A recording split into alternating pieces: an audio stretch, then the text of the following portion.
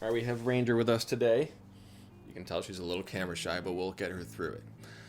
Let's talk about how to become a freight agent. Maybe you've never heard of it and you have no idea what I'm talking about. Or you're checking out career options and you've been, let's say, driving a truck for a number of years and you just want a little more flexibility in your hours and be with the family a little more.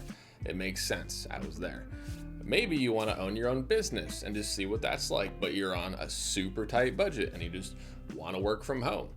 Whatever your situation is, this might actually be one of the most underrated careers in logistics, hands down, okay? Freight agents, they work under a freight brokerage, and brokerages help companies like manufacturers and suppliers and distributors find reliable carriers to move freight for them, okay? So think of agents like being the air traffic controller of the freight world, except instead of planes, you're directing trucks and shipments and schedules and a little bit of your sanity, all right? But here's the good news. You don't need a degree or an official certification to get started, which is awesome.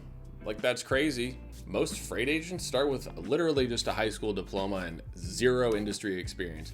And just the drive to grind out the conversations with new customers, knowing you can make very serious money if you do it right. Like a few $100,000 a year kind of money if you find the right brokerage and operations team to help you out. That said, it is not easy for a weak heart or drive, okay? If you can handle rejection and you can build relationships with random people you don't know, and solve needs, like knowing how to properly solve needs, you are likely in a very good spot, okay? More emphasis though on you needing to have the drive part, since I think a lot of people are sold on the dream more than they are the path to get there. I know. It was a little deep. Anyway, taking a rock solid freight agent course or having a mentor will give you a better head start than the rest, hands down, because that is the fastest way to learn actual, like, real world skills that you'll need before you get in the hot seat, because you want to know about how to negotiate rates, organizing shipments using tools like, load boards and tracking freight, and especially courses that give you real world experience, like having screenshot examples and call recordings with real shippers, and having that foundation puts you ahead of the curve when you're just getting started. There she goes. All right, see you, Range. And conveniently, wow, what do you know? I might have one of those courses in the description. It's actually a 2-in-1. So if you want to become a freight broker instead, it's in the same training. So boom. All right, moving right along. So really quickly, what's the difference between a broker and an agent? A freight broker is the one with the license to legally arrange the shipments, which means that they take on all liability. Broker's authority, which is granted by the FMCSA, also known as the Federal Motor Carrier Safety Administration, legally allows the brokerage to book freight. While brokers aren't required to carry insurance like carriers are, 99% of them opt for contingent cargo coverage anyway. So let's say a carrier tips over their truck in a very high winds accident with 20,000 pounds of eggs and they all break, then their insurance fails for some reason. The brokerage owner's insurance is next to take the hit. In terms of earnings, let's say you're an owner and you have no agents. You get to keep 100% of the profit for every single load you book. 100% commission, that ain't bad. It does have its pros and cons, I'm just saying. But we're talking about agents today, all right? Now, freight agents, they work under the broker's authority and use brokers' tools like, let's say, their CRM and their TMS and their load board, and rely on the broker's insurance, like those eggs we were talking about that wouldn't be on you, it would be on your boss. So all around, your startup costs are like minimal to none. This is wild. Since you're on your own, the relationships of all the shippers that you move freight with, you get around 60%, sometimes 70% of the profit margin on loads that you book by your brokerage. So let's say an agent finds a carrier for $500 to move a load, and then you tack on 20%, so $100 profit margin, and you win that load.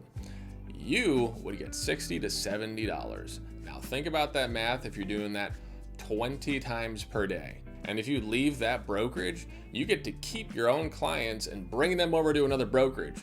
So it is true, typically agents don't get a salary, which is why they get these astronomically high commissions.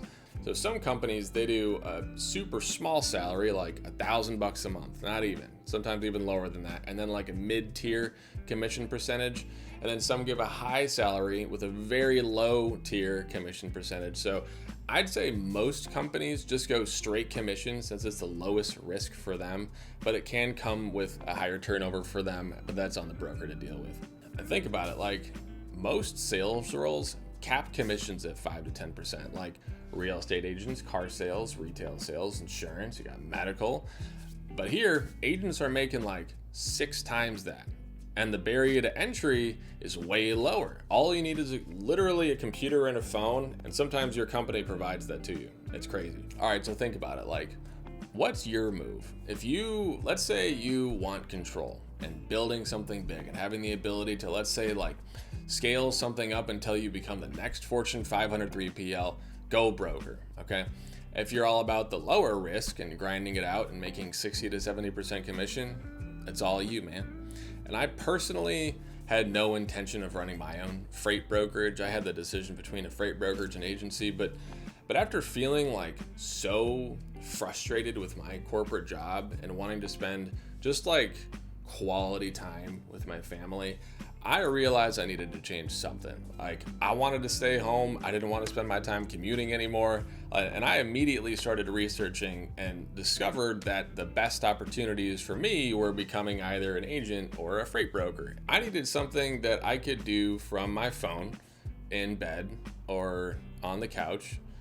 I basically just wanted to roll out of bed and move as little as possible to make money. And I'm not saying like the minimum amount of effort, because this career does require a lot of effort, but I needed something that required like little to prior experience in terms of running my own company and had almost zero startup cost. And I truly believed that becoming either a broker or an agent was the absolute best way for me to achieve the income that I wanted. And this is coming out of a high-paying 6-figure corporate job, coming back down to $0 per month and having to work my way back up.